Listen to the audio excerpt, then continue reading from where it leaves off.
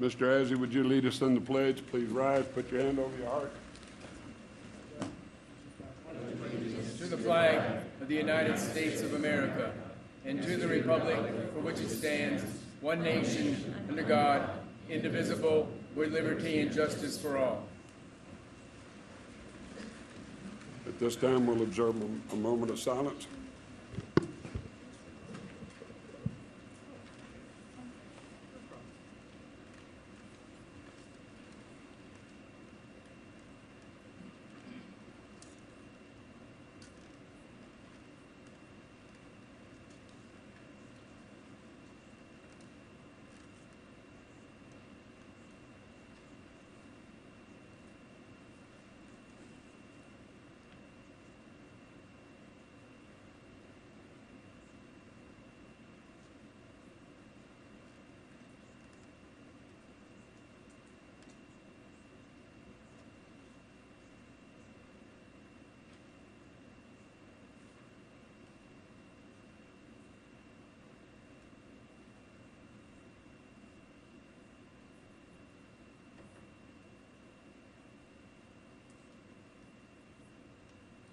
Madam Secretary, call the roll, please.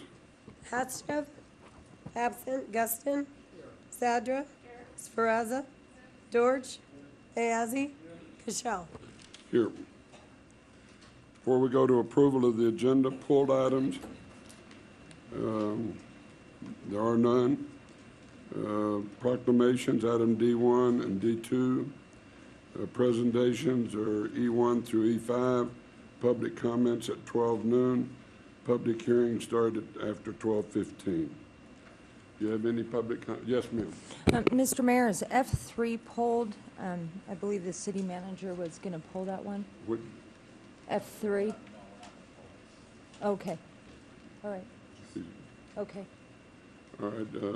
At this time, motion to approve the agenda. Have a motion, second. All in favor, say aye. Aye. Those that oppose, no. Motion carries unanimously.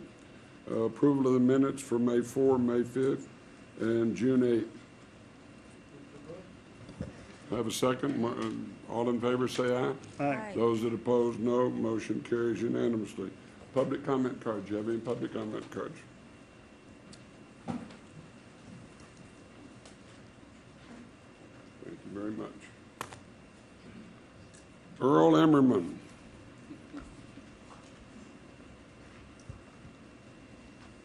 Hi, my name is Earl Ammerman, and I'm an independent candidate running for Congress in the upcoming special election. First of all, I want to thank all the 8 candidates that showed up at the debate that I organized last Tuesday. It was an interesting affair because we were all from pretty much all across the political spectrum. It was an open debate, and it was a lot of fun. And I thank Ray Hagar for staying for 3.5 hours to cover it. But anyway, what I'm going to get at now is I think the election laws are a little flawed here in Nevada, because especially with the Supreme Court ruling regarding how the election's set up and central committees choosing their candidates. The gripe that I have as an independent candidate was there are 2 deadlines. The first deadline was May 18th for independent candidates and minor party candidates to submit their signatures to the Secretary of State's office or voter registrar's office. And the second date was the filing period, which is May 25th to June 30th. The lawsuit that was filed, the petition period was never extended beyond May 18th, and I think it created a lot of undue hardship for candidates who might have been pushed off the ballot because of insufficient signatures. I think the way to fix this is to set up an election system where everyone can run and have equal access to the ballot, regardless of political affiliation. I think we need publicly funded elections. My platform includes saying no to war, withdrawing the troops from Iraq, Afghanistan, and elsewhere around the world, abolishing nuclear weapons. I think the key to a nuclear-free world would be if the U.S. abolished its nuclear weapons program. Other nations would follow our lead. And I also think a Middle East that did not have any U.S. armed forces stationed anywhere, a Middle East without U.S. armed forces and armed forces withdrawn from the area, would create a less of an incentive for other countries to create nuclear weapons. I think that the only way to a nuclear-free world starts with the U.S. and its administration, and I think Obama is showing that the problem right now is he's telling other people not to have nuclear weapons, but he's still keeping the right for first strike. I think we need to abolish nuclear weapons and also stop carrying on with the idea that we have the right to use nuclear weapons in a first strike situation. I think we need a universal health care system where everyone is covered regardless of pre-existing conditions or ability to pay. One way I suggest paying for this is slashing defense spending. We're spending $756 billion this year. It'd be a lot nicer if we could build universal health care systems instead of weapons of mass destruction. Build schools, restore our infrastructure, build solar panels instead of weapons of mass destruction. I think war is a wasted investment, and I think the only way to make our world a better place would be to totally stop going to war and reinvest that energy and money that we spend going to war on more meaningful projects like universal health care and education, arts and culture, infrastructure restoration, green energy. And thank you. Thank you. Falcon Zed.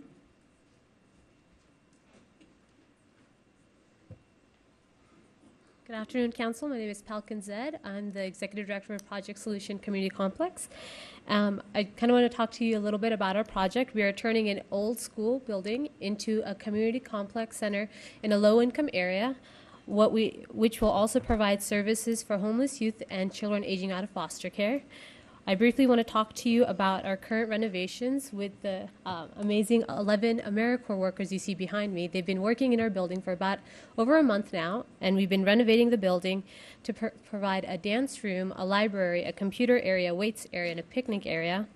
We want to offer some future classes such as GED, ESL classes, financial tutoring, and school tutoring. The reason I'm bringing this up to you is we plan to have an open house where people from the community, and we're hoping the council can come in and support our efforts, can just see the changes we've done to the building with the help of the AmeriCorps and also see what sort of classes we'll be offering. Our open house will be on Sunday, July 10th from 11 to 3 p.m. I'm extending an extra warm welcome to Ms. Jessica Spraza. She is our council person for the area. We're in the Wells and Plum area, and I'd love to see the entire council there showing their support for a newly founded community center. And after which I hope we can get a small introduction from the AmeriCorps that can tell you a little bit more about what they've been doing here. Thank you. Thank you very much. Brittany Bamaldi. Excuse me, I'm sorry, I couldn't read it.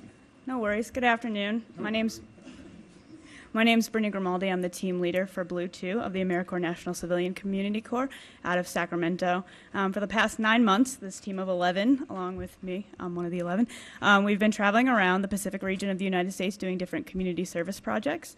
AmeriCorps NCCC is a leadership development and community service program for young people ages 18 to 24. Reno's our last stop, so thank you for having us. We'd love to see you out there on July 10th, and I think that's all I have to say. All right, thank you. Thank you very much. Russ Patrick.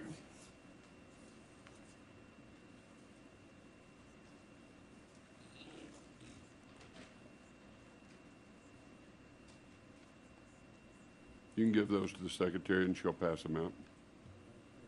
Okay. Start the clock.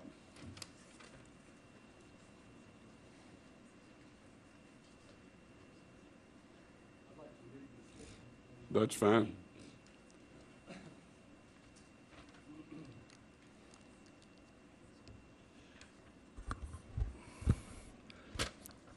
Would the people of Reno Sparks protest paying $7.06 for an item priced at $6.99? $31.21 for something listed at $30.99. How about $89.89 instead of $89? My answer is no. A 1% increase would not incite protests. A 1% tax on food, something everyone buys, would be paid gladly. The revenue would put people back to work, rehire teachers, firemen, police, road repair, REMSA, etc. would not only reduce our unemployment numbers, it would generate revenue to the city and give the economy and our spirits a much-needed lift. Let the hiring begin. Any comment? We usually don't comment during public comment, but this should have been taken to the legislature. We don't have this authority. I see. Okay? You're talking about the state legislature? Yes, sir. Oh, I thought the city can't impose taxes? No, sir. Thank you. Thank you. Claudia Chambers? Thank y'all for coming. We're going to miss the good part. I should have moved you to the front. But really, I'm I going to saved it. read my letter. My name is Claudia Chambers. I'm with Chambers Kelly Group at 2395 Tampa Street in Reno. I want to thank Dwight Dorch, Ward 4, for putting this on the agenda. We're here for L7, and I'm also in Ward 1 with Dan Gustine. That's where I vote. I live up in Collin area.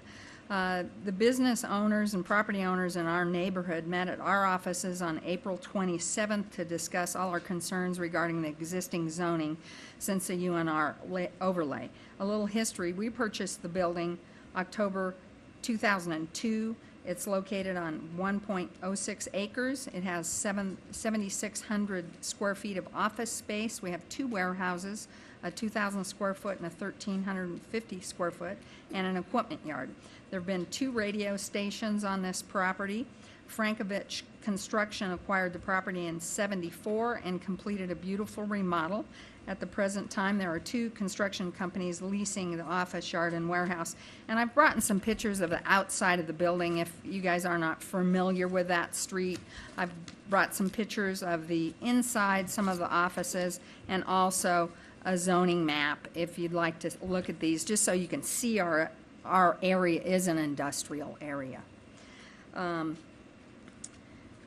We are currently trying to rent out 2 of the offices, approximately 4,000 square feet. We lost an insurance agent due to the economy at the end of 2010. We have been unsuccessful even enlisting a broker to handle our building primarily due to zoning. We've had several attempts, people that wanted to rent the offices and were turned away that couldn't get business licenses. Our property is well maintained. It's beautifully furnished. I invite you all to come take a tour of the neighborhood and our building. I'm here taking time out of my busy day to look at our neighborhood wishes to retain the property.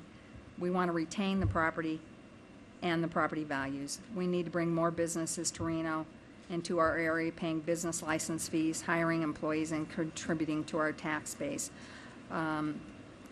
If we continue to leave our side of the street is recreation, across the street is residential. If we leave our side of the street as recreation, we probably will never be able to run it. And we're asking you to consider, Dwight, we thank you for putting it on that, and we have some more neighborhood people here. And we thank you for your time. Thank you. Claudia Chambers, whoops, you were Claudia Chambers. Sorry about that. Dave, no, you don't get it twice. Dave Henselman? Henselman.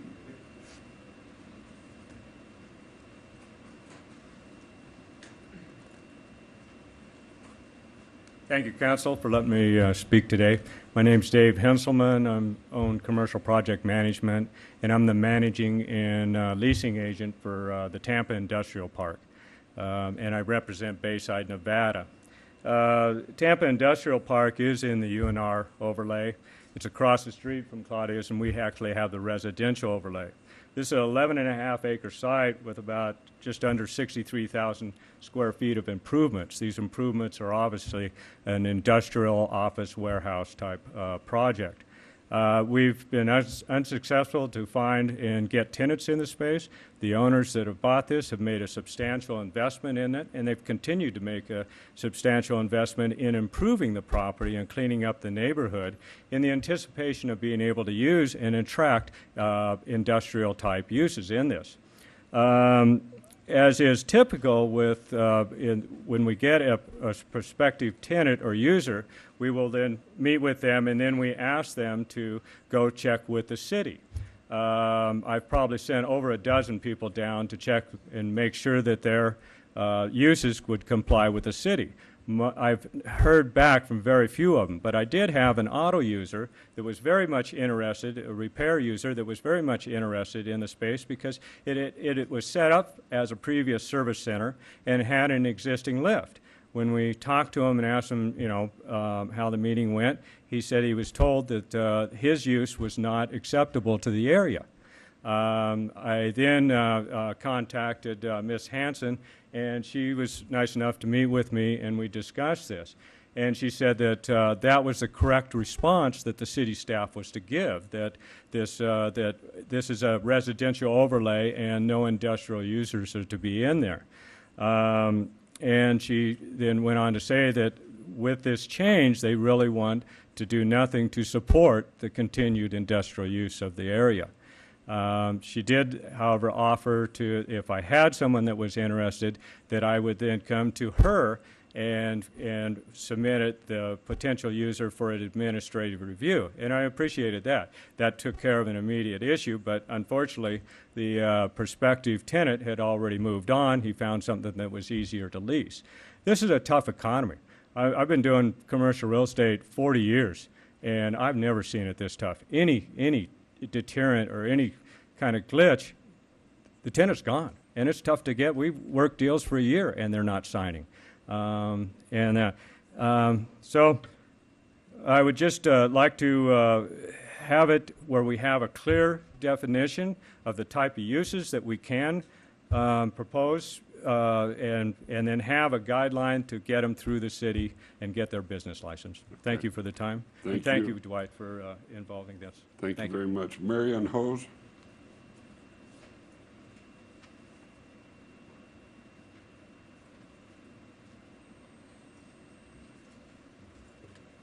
Hi, my name is Marion Hose, AMH Properties, and I'm here on the same topic as the two people before me.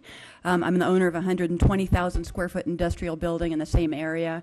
It's at 800 Stillwell Road, which is on the high side of Valley Road there, just below McCarran. And it's a pretty gritty industrial area, down and dirty industrial, and I think it's great that it's zoned for the long term for UNR as a recreational use. Can also be multifamily. I don't think anybody'd want to have an apartment in that area right now, but we have had difficulties also finding tenants. Usually, as an industrial landlord, there can be a wide range of uses, potential uses within industrial, so you encourage your tenant to go to the city directly, your potential tenant, and inquire for themselves to satisfy themselves that their use is compatible with the existing zoning. That is something that as a property owner, I definitely don't want to do right now because of the inherent risks in it, because you don't know what they're going to be told. The three of us who are speaking here today are representative of a much larger group of Reno citizens who own property between Valley Road and Sutro in the UNR overlay district, and the subzonings within that overlay include the recreational, as I said, as well as residential. We recognize the importance of having a long-term plan for the university, because it's a critical part of Reno being a great place for its residents, as well as attracting businesses to the city. However, at this point in time, with the budget concerns, we don't see that it's a realistic plan. We don't see that it's a realistic plan for any time in the future. The university is definitely not going to have the money anytime soon to act on that overlay plan. So again, as property owners, we're asking that there be a clearly articulated document for the city planning department that we can direct potential tenants to as well, so that we can get leases done in an expeditious fashion. Thank you for your time. Thank you very much. Mr. City Manager, would you have staff get with these people? And it's on the agenda, okay. Guy Felton?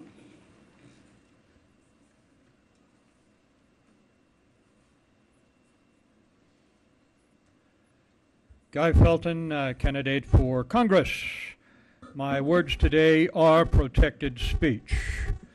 So-called justices of the Nevada Supreme Court, NSC, should be tried for treason and executed when found guilty. These pompous, corrupt bastards are guilty of ignoring and thereby violating the sovereignty of we the people. Their website indicates that letters are not to be mailed to them by the sovereign people. That's us, folks. As hired help, they are not justly empowered to talk down to their employers, thereby assuming a higher place on the totem pole. Since when can hired help tell their bosses to not communicate with them? These pompous, corrupt bastards should have white polecat stripes painted down the backs of their pretentious black robes. When travesties of justice are reported to them, they typically do not do a damn thing. So much for checks and balances when top law officials could not care less about truth and justice being shafted by fellow crony officials. When this writer was tyrannically arrested due to wrongful charges filed by Washoe Commissioner David Humke, this writer wound up in the courtroom of Washoe County Kangaroo Judge Barbara Finley, whose pay and office budget are controlled by Humke and his fellow crony commissioners. Conflict of interest? What's that? Judicial canons that outlaw conflict of interest? What are they? This writer requested trial by jury and change in venue. Both were denied by Kangaroo Finley. Trial by jury is guaranteed by the U.S. Constitution. Constitution? What's that? Not surprisingly, this writer was found guilty. There is no doubt that a trial by jury rather than by an unmonitored kangaroo judge would have laughed at the ridiculous charges brought against me. They had to do with email messages I sent to high state officials protesting Humke violating my right to free speech during the commission meeting of March 24, 2009. When Finley's kangarooing was reported to each and every member of the NSC, they totally ignored this bitch's crimes against truth, justice, due process, and the supreme law of the land. Each and every member of the NSC is nothing more than a barn manure judicial prostitute. As a candidate for Congress, I don't want to rock the boat. I intend to sink it and build a better one. My campaign website is online at www.guyfelton.com. Thank you, sir. Chuck Walker?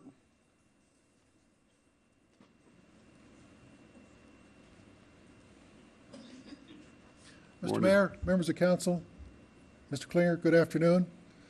First of all, Mr. Klinger, I'd sincerely like to welcome you to Reno and hope that you've had a very successful first week on your new job.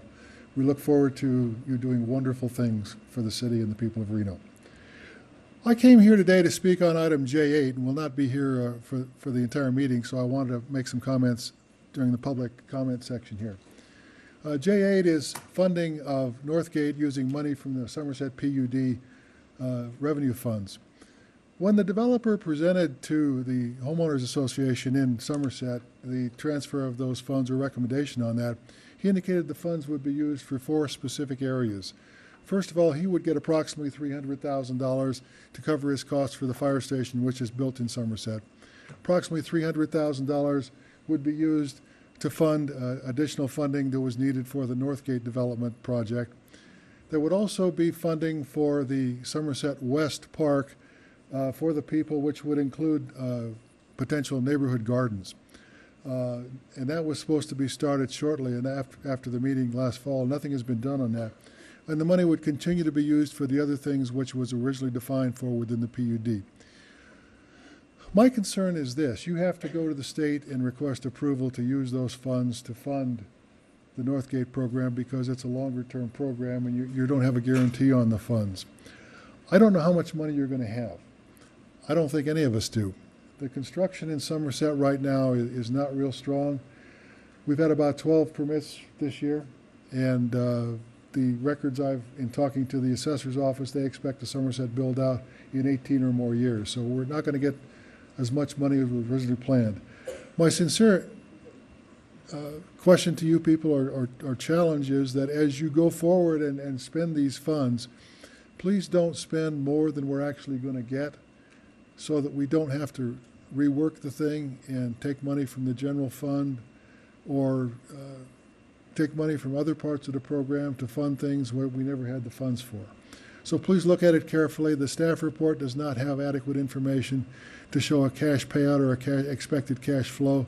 Please look at it carefully and don't spend more money than we have. I'm not speaking for or against the project, just simply asking you to use good sense and not make any commitments that we can't live with. Thank you. Thank you, sir. Mr. Sam Dene. Sam Dene, the Encyclopedia of Reno Government and the most trusted name in Nevada government, along with the current mayor, Cashel. Sam has attended every city council meeting since 1994. I missed a few. Last week I missed one. The only reason I missed it was because my good friend Judge Bill Manel begged me not to come down here. And I told him I didn't attend, and now he's anticipating a gift from the mayor in the mail. Nice chortle back there. Thank you. Did you get another day in there that we'll do it, and I'll send him to you? He's waiting to see what the gift is. Oh, okay. Then he's going to twist Thank my arm you. a little harder, maybe. All right. At any rate, Sam is an Air Force Academy graduate, flew fighters and bombers, B-52s, F-4 Phantoms, defending our nation against the enemies. Sam is not running for Congress, although Sam, Sam speaks in the third person because when Sam tries to speak in the first person, everything he says is so great that he can't really believe it's him, so he speaks in third person. Sam. Sam is not running for Congress, although Sam is the most qualified person in this whole state to be in Congress, or Senate for that matter. Sam has the savoir-faire, the spunk, the gumption, the moxie, the natural charisma, and the humbleness to be the greatest leader that Congress ever had, at least from Nevada. But thanks to the media regurgitators who are deathly afraid and jealous of Sam will, and I forgot the treacherous vote stealers, Sam could not make it to the Congress in an honest election.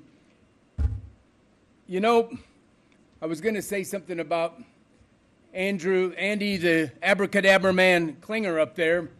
He's following through in the footsteps of Andy, the magician Green, and Charles, the wizard McNeely. Well, we've got the abracadabra man now, because if he can pull this city back together, he will be the abracadabra man times 10. Andy, the abracadabra man Klinger. The most important thing for this man to do, is, guess what, folks? It's a very simple thing to do. If his predecessor had followed this one rule, we would not be in this horrible pickle we're in. On the other hand, if we weren't in this horrible pickle, the abracadabra man probably never would have been hired. There wouldn't be a need for him. The number one rule is listen to Sam. Listen to Sam. Sam is an idea man. Sam once saved the Air Force $1 billion, an ongoing savings, just a little idea that he came up and followed through on. So we wouldn't have this big black building if they'd listened to Sam and all of the problems that go with it. We might or might not have a baseball stadium because Sam spoke in favor of it more than everybody else, but he spoke against it more than everybody else. So number one rule, welcome to the party, Mr. Klinger, the abracadabra man. Listen to Sam. Thank you very much. Close the public comment section, bring it back to the table now. Go to item B0, cash disbursements. Mr. Dortch, you have any? Mr. Guston, anybody have any? Move to approve, Mr. Mayor. All right. Second? Have a second. All in favor say aye. Aye. Those that oppose, no. Motion carries unanimously. The consent agenda. Any items you want to pull for discussion? 12, 13, and 14. 2, 6, and 17, Mr. Mayor. 2, 6, and 17. 18, Mr. Mayor. It's going to be a Just go long through it. meeting. Y'all want to just go through everyone?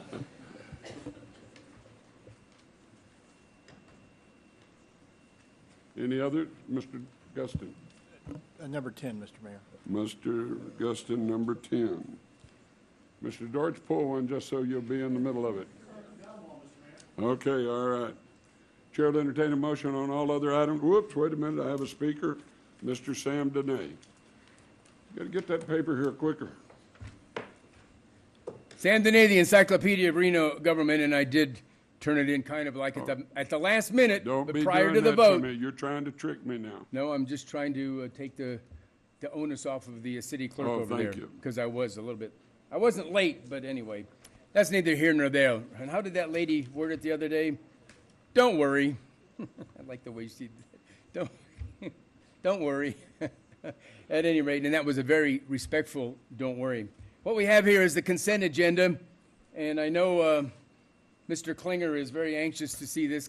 This is a fairly simple consent agenda because many of the consent agendas have a lot of money involved. This one does not have a whole lot of money involved.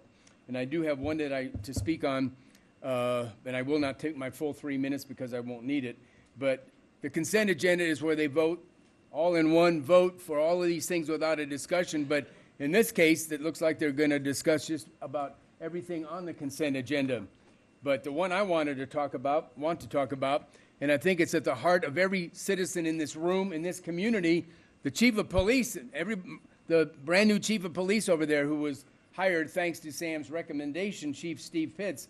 This is dear to his heart too, and everybody else's heart, the regular people driving around in their cars and vehicles.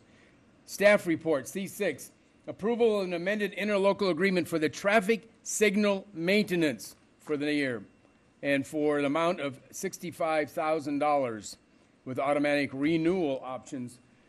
You know, if there's there are several things that cannot be controlled, and the controlling of a traffic signal, if you think about it for a little while, is not really an easy thing to do with cars coming from all sorts of directions, and I'm not a rocket scientist, and I didn't invent electricity, as Mr. Iotzi says. Sam thinks when he turns on a light bulb, he invented electricity. But No, you if think somebody... you invented electricity.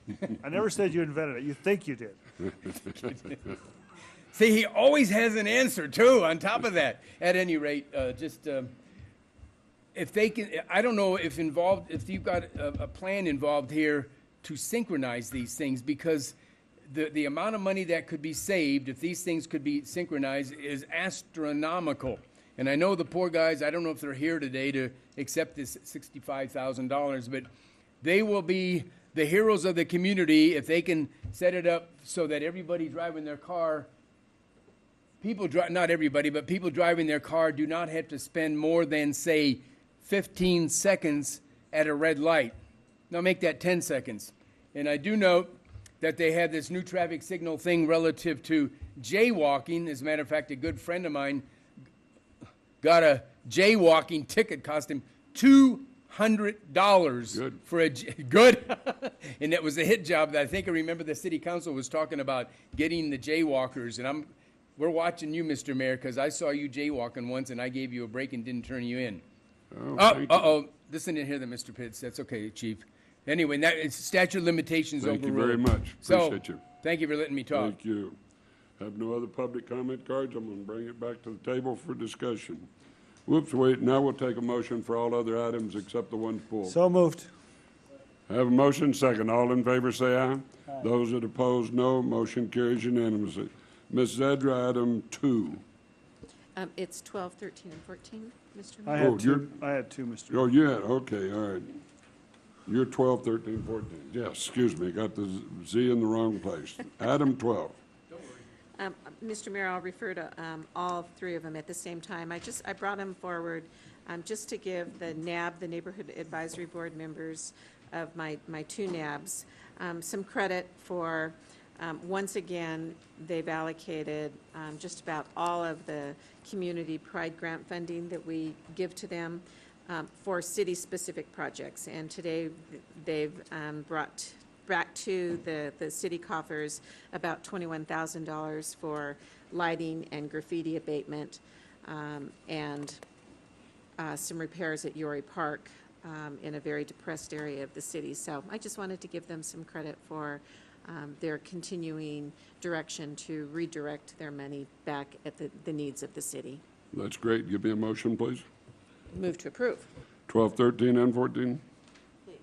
I have a motion, second. All in favor say aye. Aye. Those that oppose, no. Motion carries unanimously. Mr. Izzy, item 2, 6, and 17. Mr. Mayor, item 2, I'm just curious, if we give the city attorney this permission, we had some discussion before about what we do with parking tickets and how we can do that. And there was some argument, if you recall, or discussion about the city clerk's office versus the courthouse doing it. And I don't know if this would allow the city attorney's office to go after parking ticket violators. Tracy Chase, Reno City Attorney's Office. This contract is for NCIC and CGIS. Those are DUIs, they're larger offenses. Parking tickets can be civil and other matters. This isn't the proper agreement to utilize for the indication that you're indicating. We can work with the clerk's office, because that's what I think your question revolves around on the parking tickets. Ours are civil infractions. I thought the issue is just who could get into the database, that we couldn't do that. But if you can get in the database in this building, can someone get in? Isn't it the same database for the traffic offenders, and CGIS is different? I've talked to the chief of police, Pitts, this morning. He said that information is not available in these databases. Okay. But I'll certainly double check, and Okay. if there is some way to coordinate that, we'll forward that. Move to approve, Mr. Mayor. I have a motion. Do I have a second? All in favor, say aye. Aye. Those that oppose, no. Motion carries unanimously. Item 6, Mr. Izzy. Yes, Mr. Mayor, on this one, it's a deal with Washoe County, and it said that we were going to reduce what we were going to do, but I didn't see what less are we going to do. I just saw that we're charging the county less to do it. For the record, John Flansford, Director of Public Works. Last year was the first year of the agreement. Part of the work that we were doing last year included some diagnostics, since we hadn't gone out and actually verified each of these systems, so that there was some additional cost in that. In addition, our costs came in less than what we had originally estimated, and so this reflects that reduction as well. So what we were expecting this next year was just the straight preventative maintenance type items that we would normally have. Okay, so it's $17,000 less to the county? Who does the ones at Incline Village? We do. So That's we part drive. there's 16 traffic signals total, and those include the ones in Incline. Okay. Move to approve, Mr. Mayor. All right. Motion, second. All in favor, say aye. Those that oppose, motion carries unanimously. Item 17, Mr. Izzy. Yes, Mr. Mayor, if you recall, we postponed this one just to get an answer, and I asked some questions, and I still haven't got the answer. Can we buy from RSCVA or Truckee Meadows or something else? Terry Svedich, Engineering Manager, City of Reno Public Works. We could potentially do that. However, it has been explicitly decided not to do that so that we can preserve the Truckee Meadows water rights for other purposes in the Truckee Meadows for future growth. Well, I'm trying to get to what's a policy decision and what's a staff decision. I mean, how much are we paying Great Basin Land to do this? Great Basin Land and Water. What's their cost to oversee? Because we're toward the end of it. There's only $376,000 left. Correct. What's their cost? Their current cost is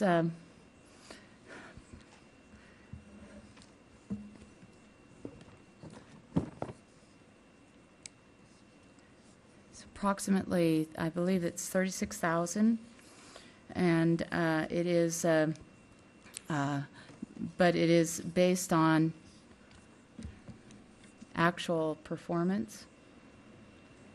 Well, we could go out and buy water rights right now and be done with this thing and not have to pay $36,000, couldn't we? Some of the remaining balance that we have is not in cash, it's actually in land, and they are still handling the appraisals and dealings in the land as well as the water rights and seeking out the water rights. One of the benefits, in addition to purchasing water rights downstream, is the reduction of non-point source pollution to the Truckee River and reducing the flows in the Truckee Canal. I honestly understand, but last time we were told that all this money was there, and now they don't have the money to do this? We have it in land? How much cash is available? Legal What counsel we- have something behind, She's going Ms. Fettig, crazy sure. back there. The remaining balance is $376,389, and that is in cash and land. And the land is on the market. It has been approximately $100,000 is what we're offering on the market right now. So So we can't meet the $12 million until we sell the land. that is correct.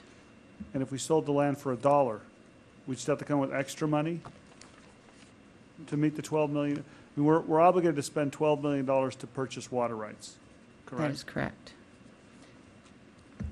And what if we don't get the $100,000 for the land? We have actually reduced the price recently, so we are in hopes of actually making that sale. However, you are right. There's a point in which we would be we will ultimately sell that piece of property and be able to utilize it for towards the purchase water rights. So we have $276,000 in cash. Approximately, yes. So if we didn't reduce it and sold it for $200,000, we'd have $100,000 in excess in this account? Yes. And what would happen to that money? Yes, so we would still need to use that money towards the purchase of water rights. So it'd be more than 12 million we would spend.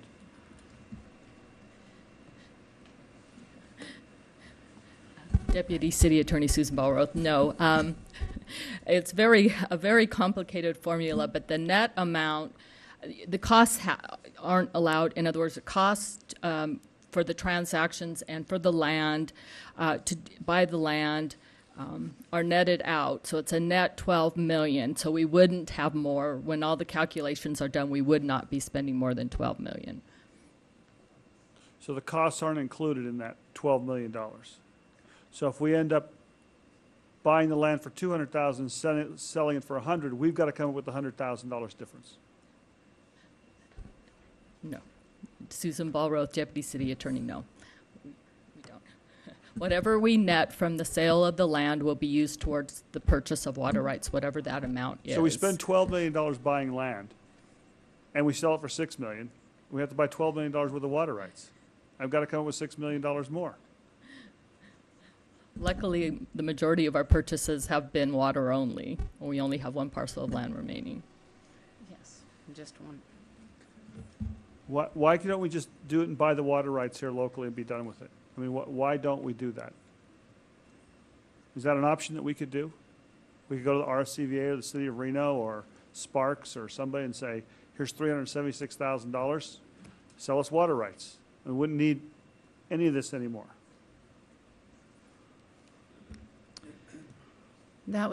We would need to discuss that I mean, that's the question I asked last time. Yes, I understand. It is pursuant to the Water Quality Settlement Agreement. It has been specifically for the purchase or intended for the purchase of water rights downstream on the Truckee Canal. And again, that has been for the reason of preserving Truckee Meadows water rights for future development and reducing the non-point source pollution to the Truckee River and the downstream. And there has been a couple of special cases, the Steel Ranch here in the Truckee Meadows, that the land and water rights were purchased and the land was sold. But that was the Where only was that exception. at, the Steel Ranch? It's over off of Mill Street near the airport, and that was done several years ago. And why was that an exception? And I believe that it actually was anticipated that those water, that land would ultimately benefit the flood project, and but I don't really have the background on that to describe that to you fully. Okay. And I just wanted to mention that Washoe County and City of Sparks has approved this amendment. Ms. Mr. Fraser. Yeah, just following up on Councilman Ayazi, line of questioning, could we then take the 276 right now and buy the water rights, yes or no, from another agency? Terry? It would be up to the three entities. We do have a committee, the Local Government Oversight Committee, that makes those decisions. So Then why is it coming to us? because it's an amendment that has to come to City of Reno, City of Sparks, and Washoe County. And Washoe County and City of Sparks have both approved the amendment already. So then can we propose that amendment, that we can go out and buy those water rights? We could do that. Okay. Ms. Edra. What's the rate that we're purchasing at right now? Well, typically, the water rights from properties in the lower Truckee River have been much less than the water rights that are in the Truckee Meadows.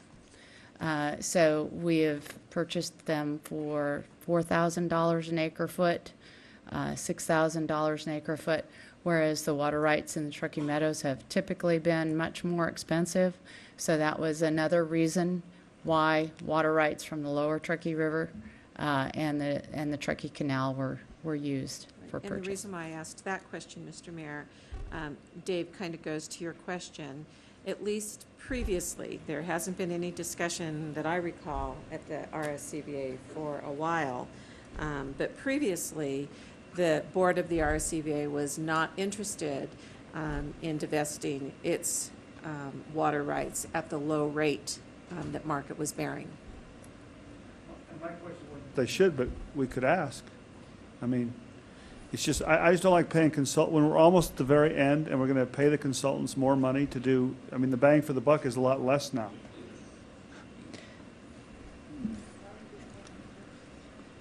Why would we pay them to purchase when we can purchase on our own? $30,000. I was just going to mention that Great Basin Land and Water is a not-for-profit. Deputy City Attorney Susan Ballroth, they're But they're we're just still- reimbursed for their expenses out of the money that was already collected quite some time ago. They were not paying anything in addition. That these were all funds, part of the process. And the reason, they've just been our purchasing agent for a long time, and they have a lot of contacts and connections and been assisting us in purchasing the water rights we've been discussing, for example, in Hazen and other areas, that are better water rights to be used for the purpose of water quality pursuant to the Water Quality Settlement Agreement. So, Mr. Dortch. so the fee, the consulting fee, we're paying that regardless? Or is that part of this amendment? That's exactly what this amendment is to extend that Yes. agreement. Yes, the amendment is to extend the agreement with them. We didn't anticipate that we'd actually need it for 3 years. Just while we are finishing up the remaining transactions, we had selected 3 years just so that we'd be conservative in the anticipation of how long it would go. I mean, I guess, from my standpoint, Dave, if we're buying these at anywhere from $4,000 to $6,000 a foot, and we're looking at $376,000, if we bought them locally, we'd probably still, even taking out that $32,000, we'd probably still get a lot less water rights than we would at the $4,000 to $6,000 rate. I guess what bothers me is we're not making the decisions. And when we ask for the questions, it's because we don't want to. Not because it's better, it's because we don't want to do that. So that's what bothers me more than anything, is we ask the questions, don't get the answers. It's troublesome to me. Do I have a motion on this? I have a motion to approve. Do I have a second? I'll second. I mean, I think we got to do it. I made my point, but it's just infuriating. I have a motion, second. All in favor, say aye. Aye. Those that oppose, no. Motion carries unanimously. Mr. Guston, number 10. Thank you, Mr. Mayor. Just a positive note on the Nell J. Redfield Foundation for the Park Pals program. We all know what difficulties the city has gone through in having enough money for our parks and recreation and to to do the things we need to do during the summer. And with this 13,500 youth from very low-income communities, we'll get a healthy and safe experience, a recreational experience during the summer. So I move to approve C10. Motion second. All in favor say aye. Those that oppose, no. Motion carries unanimously. Ms. Safraza, number 18. Yeah, Mr. Mayor, and I believe Councilman Ayazi had continued this, and I have several issues with this. I've been pretty vocal about it. Firstly being, we've already paid this attorney $150,000. Secondly, I'm not sure how effective he's been. We do have, we're in a budget crisis right now. We have a labor attorney in-house here at the city attorney's office, and quite frankly, we've been getting movement from our collective bargaining units now that council members have been informally sitting down and meeting with them. So I just am not in support of moving forward for another $50,000 for these services. Mr. Mayor, Tracy Chase, Reno City Attorney's Office. I just wanted to advise council this would require a 6/7 vote under the charter provision. So your option would be today, if Councilmember Sferaza is not in favor of that item, to either continue it or to vote it down if that's how the vote goes. So I just wanted to apprise of the voting requirements. So the requirement tells us to have 6. Okay. Well, I'm only Mr. one. Good. Yeah, I will move to continue this item. Move to continue. I have a motion to continue in second. Any further discussion? All in favor say aye. Aye. Those that oppose, no. Motion will be continued.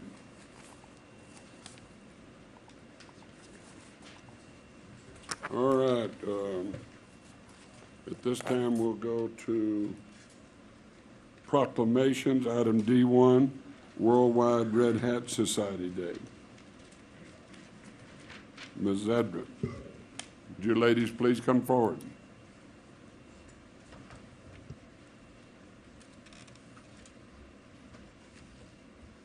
Zedra would do something first, then you can have the... Okay, thank you. Oh, thank you, Sandra. You know, Mr. Mayor, I noticed that this was sitting at my station, and I know that you recognize that a red hat woman has to be at least 50 years of age. Are you insinuating that my 55 made me the appropriate person to... I wasn't discussing your age, ma'am. That's okay. For red hatters, it doesn't matter. And I am proud to recognize their goodwill. Whereas women over the age of 50 are the largest segment of the national population at this time, and whereas the Northern Nevada Royals Red Hat Queens Council is pleased to announce they have many chapters in Northern Nevada and are an important part of the worldwide membership of the Red Hat Society. And whereas Red Hat chapters are now in more than 30 countries around the world, and Red Hat ladies can be easily spotted throughout the city and county and state, in their quest for fun takes them to shops, restaurants, theaters, sites of public interest, all in the Red Hat regalia, consisting of a purple outfit with a red hat, if the lady is 50 years of age or older, and lavender outfits with pink hats for women that are under 50 years of age. And where these women strive with the endless desire to fulfill their duty to be there for others. That's husbands, children, home, work, church, business organizations, public office, and or associations, and often struggle to find time for self. And whereas Red Hat ladies plan to gather in Reno for a stroll along Virginia and First Streets on June 25th, 2011, now therefore the council, along with Mayor Bob Cashell of Reno, do hereby proclaim Saturday, July 25th as Worldwide Red Hat Society Day in and for the city of Reno, and encourage all citizens to recognize and appreciate the valuable contribution Red Hatters make to communities where they reside, socialize, and work. I'm Vernice Strange with the Red Hat Society, and good afternoon, Mayor Cashel and the City Council. And a special thank you to Sharon Zadra. In 2005, we presented her with an honorary membership as a Pink Hat lady because she wasn't 50 yet. So thank you. But we do receive this for all the ladies in Northern Nevada. I am an International Red Hat Society ambassador. We've been opening chapters in 30 countries now. And in Reno alone, we have over 35 chapters. And Darlene Cormier is on our convention committee. And tell them how many we're going to have, over 400. Okay. My name's Darlene Cormier, and I reside in Wingfield Springs. I'm the Northern Nevada Vice Queen, and we have approximately 150 chapters that come, and we meet quarterly. And thank you so much for the proclamation. Well, we really appreciate it. Thank you, ladies, very much. You know, I noticed you only gave Ms. Zadra a pink hat because she wasn't 50. Now that she has told the world she's past 50, does she get a red hat?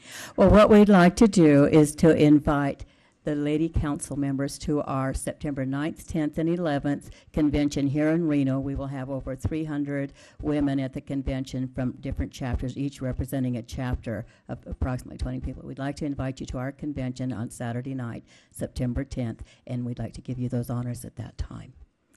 I still have a red boa that you gave me at one of your other ones. And I liked the group that came in their pajamas, actually. It was an We early weren't so sure breakfast. about that. It was an early breakfast meeting, and some of them showed up in their pajamas, It which I did. thought was quite fitting. Thank you so much. We do appreciate it, and thanks to all of you, and thank you to Marcia for helping us. Thank y'all very much. Appreciate you. Proctor.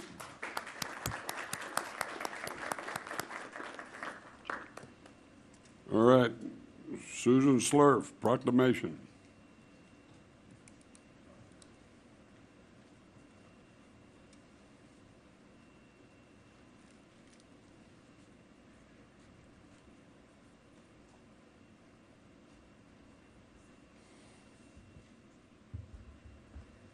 Thank you, Mr. Mayor. Rick asked if he could stay seated during the presentation, and we told him no. Whereas Richard Vandenberg came to the city of Reno in 1997 to run the technology division within the finance department, little did he know.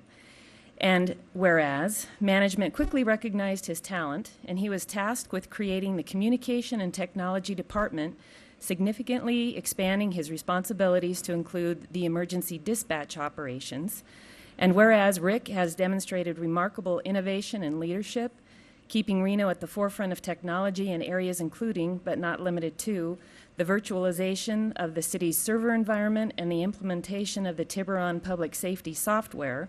And whereas his is the first independent emergency dispatch agency in Nevada to be accredited by the Commission for Accreditation for Law Enforcement Agencies.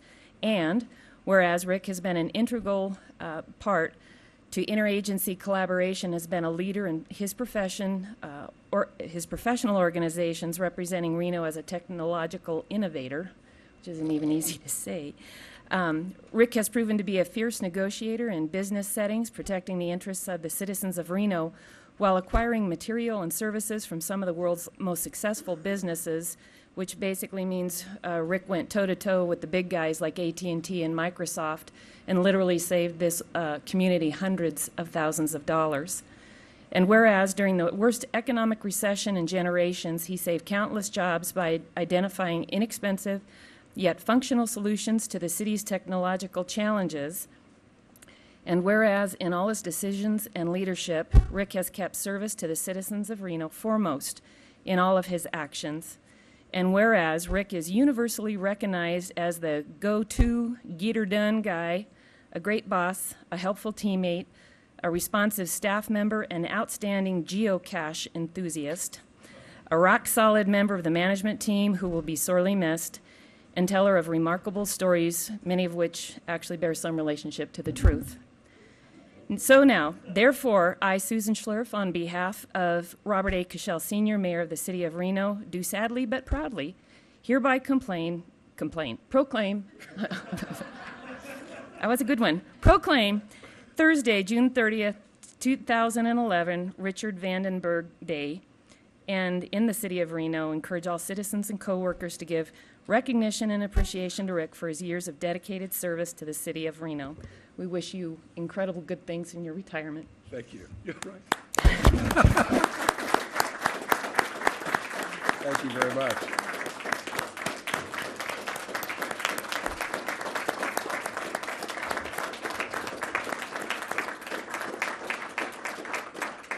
Geez, Mayor, I know how we like to keep these meetings short. So all I'd like to do is I'd like to thank you, Mayor. I'd like to thank the council, my compadres on the management team for putting up with me and my opinions. And I'd especially like to say thank you to the staff that I've worked with here at the City of Reno and my IT staff and my dispatch staff. They made it all a lot of fun. It wasn't fun all the time, but we enjoyed ourselves in what we were doing. Thank you very much. Appreciate this. Thank you. You've done a great job, and we appreciate you very, very much, and good luck to you. Thank you. Come on by here so we can shake your hand.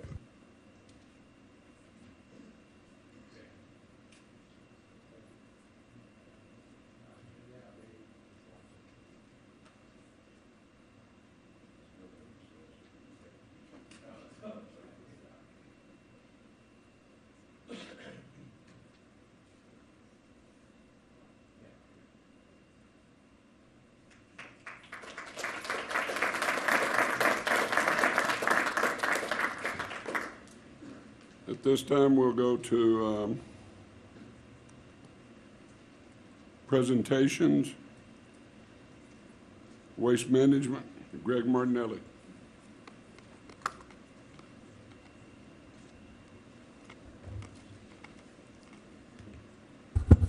Mr. Mayor, Council, Mr. Manager, Greg Martinelli on behalf of Waste Management. We're going to put a slide up here for you, and I think Lynette gave you each a copy if you need to follow along. What we wanted to share with you today is something that we've been working on. I was looking back at the timeline on this, and Lynette, will you go to the next slide, please?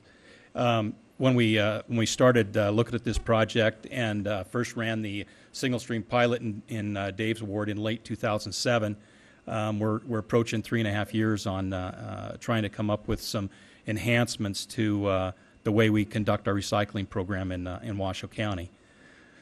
So as you can see that the project itself was successful.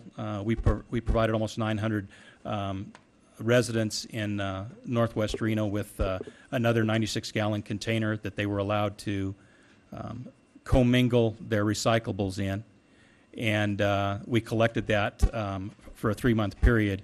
And as you can see, we tripled the doubled the participation and tripled the amount of commodities recycled.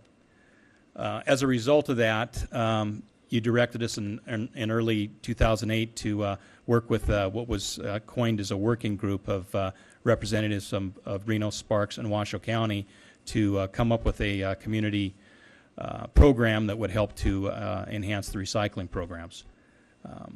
That committee commissioned a study from the economics department at the university, which was presented to the council last month, and as a result, we're here today to try to share with you some of our ideas on how we should move forward. So the guidelines we used to move forward on this project, based on direction we were given, was that we wanted to look at something from a community-wide perspective. We were looking at an increase to diversion rates that have subsequently been mandated at 35% for this community. We need to develop a more user-friendly system other than the basket system that we have today. There was a concern about the impact that all of this has to the carbon footprint in the community. There was a real need to determine what was the most suitable processing option. A waste-to-energy component was something that was of interest to the council. We'd be unable to be successful at any of this if we didn't have education component to have the community start understanding the need to reduce, reuse, and recycle. And most importantly, probably, is the impact that any rate increase would have to the consumer.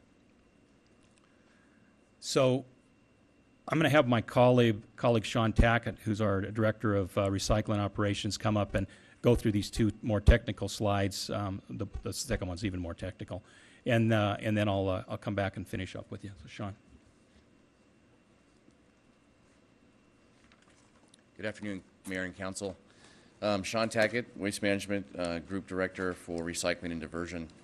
I began working with Greg and the working group to really evaluate, at the time, which we looked at was two possible solutions to help us achieve the guidelines that Greg mentioned earlier.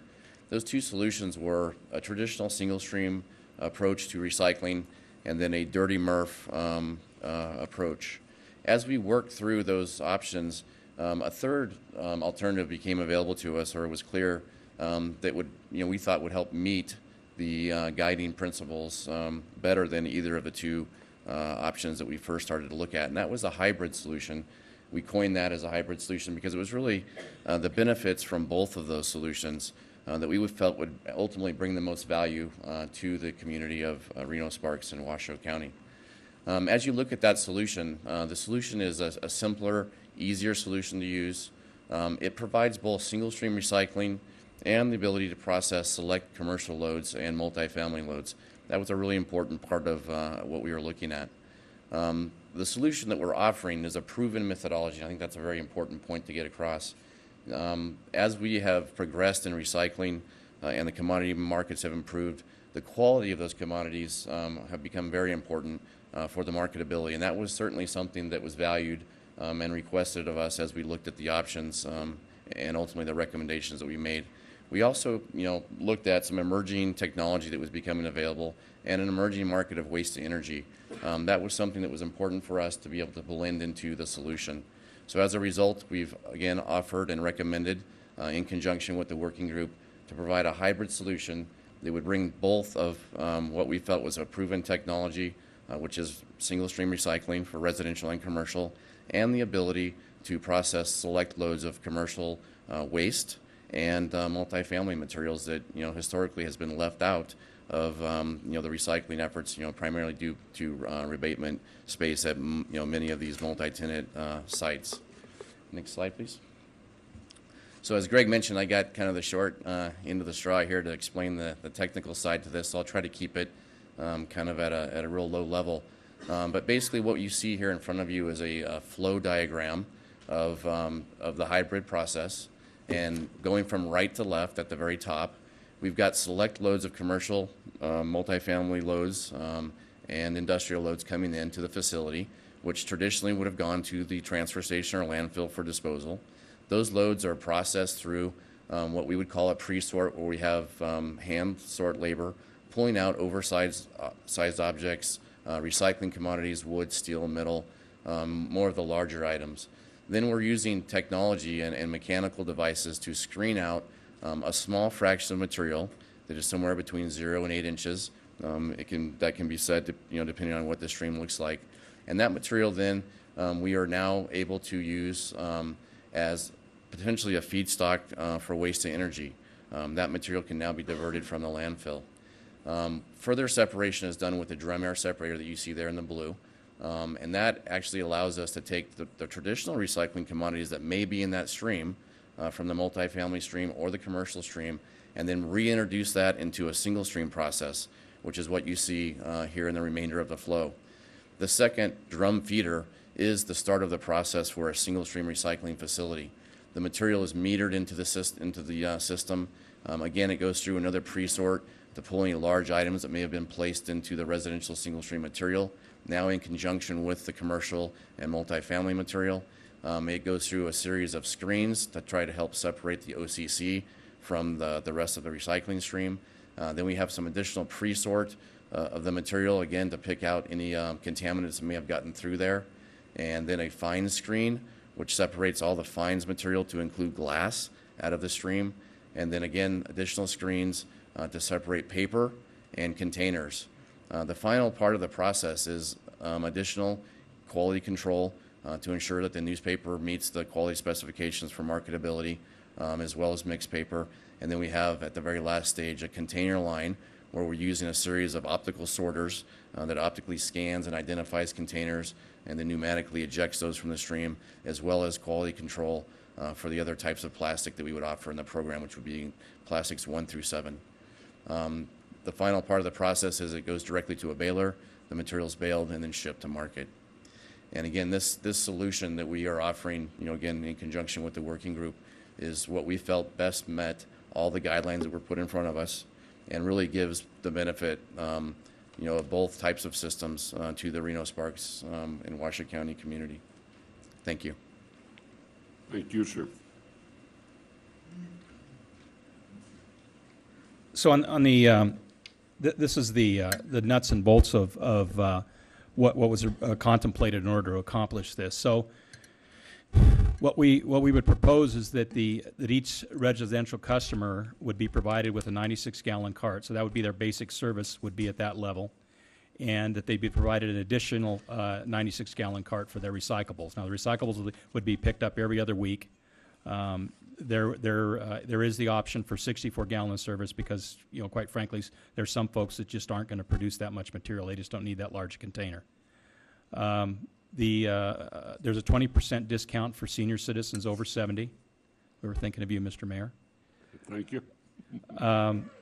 The big item is the expanded list of recyclables. The markets keep changing almost monthly as to the type of products that can be recycled, so it's important that we were able to expand that list. The commercial customer would also have a single stream option available, container size based on whatever their needs are. We have this Think Green from Home is basically for those the people that are really strong recyclers. They have the ability to go on to a website and they can receive a packet that will allow them to mail back sharps, batteries, light bulbs, etc. So it's a self-driven process. It's not something that would cost anybody money. It would be just if the individual wants to do it, then they would pay whatever the fee was for what they were trying to recycle. In trying to address the need for the carbon footprint impact, we would convert our fleet to compressed natural gas. Eventually, the entire fleet would be converted, but we initially projected 22 new vehicles. These vehicles produce 23 less percent of greenhouse gas emissions, and we would also build a fueling station for both our vehicles and retail outlets within 3 years of starting the facility. Short term, Mr. Ayazi indicated we may be able to work something out with the RTC to use their fueling station since they also use compressed natural gas trucks. One of the advantages of the container is the fact that it's harder for the theft of the commodities, which is becoming more and more prevalent. We have a lot of customers that have called and told us that they just don't want to recycle anymore because people are taking the product. Actually, my daughter's neighbor told me the other day that he's a DEA agent and he left a note on the container that said for waste management only. But it's getting pretty pervasive, and certainly Chief Pitts and his team don't have the staff to come out and cite these folks when they are in fact caught doing this. The fully containerized operation beautifies your neighborhood, so you're going to have a clean look throughout. And because we're going to use a more efficient vehicle, we're not going to have as many trucks on your public streets. So this is in your neighborhood. This is what the look would be. On the left is a residential service with a blue container for your recycling and a green container for your residential service. And then on the right is a commercial service where this customer has a 4-yard container. It's an apartment complex, so they actually have the space for this size container, so they're not restricted, and they can have a place for their apartment dwellers to be able to take those products. So on the facility side, we would build a state-of-the-art material cover facility built to leadership in energy and environmental design standards, an estimated 90% recovery rate to meet current diversion mandates. A critical piece would be a community center that would be built into the facility that would allow for people to come and observe how product is recycled and the recycling coordinator would help the old education process throughout the community. The facility would provide a drop-off location for green waste, electronic waste, and household hazardous waste, which is your pesticides, your paints, oils, those sorts of things. In an effort to replace the free dump weekends that we host, we would want to come up with some type of methodology that would allow people to use the facility at their leisure as opposed to being trapped into a 2-day weekend at some point. The traffic at that particular time causes a bit of a problem, so we'd like to be able to spread that out over a period of time and do it what is convenient for the customer. The equipment that's in this facility, the technology that's available today allows you to do all sorts of different things that don't require as much labor and provide a higher quality product. We mentioned the CNG fueling station, and the materials, what is called a feedstock that will be produced as a residual out of this material will be used in a waste energy plant that's going to be built by Fulcrum Bioenergy out in Story County. They're going to start construction on that this year. I actually have Ted Kanishi from Fulcrum is going to speak and show you just a couple things about what they have planned. This was something that seemed to be of importance to the council early on in the process, so we've entered into an agreement with them to provide them the feedstock for this process.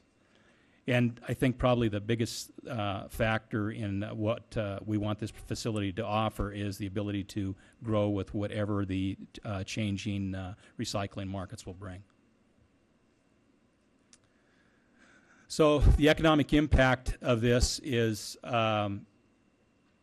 local governments will see an increase to their franchise fees. The cities and county will have a greater regulation and control of what happens in the waste stream. Currently, government has disposal use. We were required by our contracts to provide you with free services at your facilities, and you use our disposal options. We have closed escrow on the land that we purchased from you, so we'll now be paying taxes on that. At build out, based on our volumes running through this facility, we are estimating anywhere from 15 to 45 new jobs, depending on how many shifts we end up having. And during the construction phase, at least 200 temporary construction jobs in all the trades. Something that was important to each of you that I spoke to was that some methodology to share in the revenue obtained from the sale of those commodities. And so we need to develop a process in which we can do that, and hopefully use that revenue to either enhance recycling as a whole in the community, or it may be a possible funding source for the solar-powered compactors that are mentioned in the last bullet. But we're agreeable to somehow provide you with that share formula. Based on our calculations, and I